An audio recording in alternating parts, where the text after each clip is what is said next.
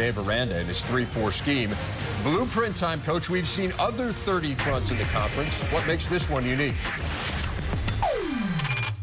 Well, River, one of the things that makes it unique is that defensive coordinator Dave Aranda has installed the 34 defense as Wisconsin's base defense, not as a change-up, which some of the other Big Ten schools have done.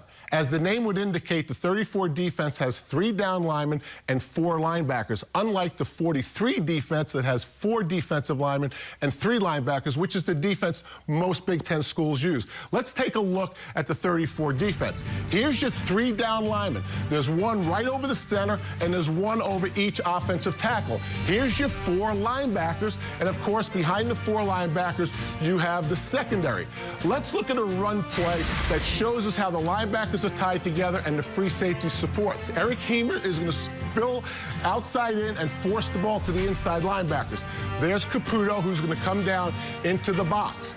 This is very well executed, but let's watch it from this angle. It's much clearer. Ethan Hemer, number 97, is going to force the ball inside of him. There you have Borland and Landish. They're going to float to their right. Caputo is going to come from free safety into the box. Now watch everyone take their gap. There's a man in each gap. In fact, Landish is an extra guy. One of the most difficult things for an offense against the 30 front is pass protection. And here's why. Versus a 40 front, which is what you're looking at now, the 5 offensive linemen are responsible for the 4 defensive linemen and 1 of the linebackers. So here's your 4 defensive linemen in this picture. 1, 2, 3, 4, and a 5th linebacker. Let's circle the middle linebacker. That's who the offensive line or quarterback points to.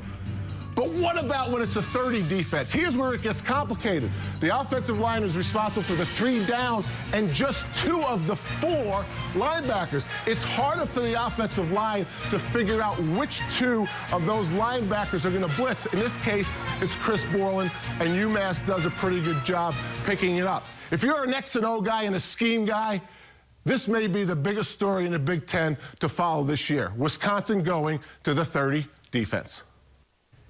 It certainly worked in the opener, shutting out UMass. The offense was pretty good too, Howard. 4 scoring plays of 50 yards or longer. Just the 4th team to do that in major college football in the last decade.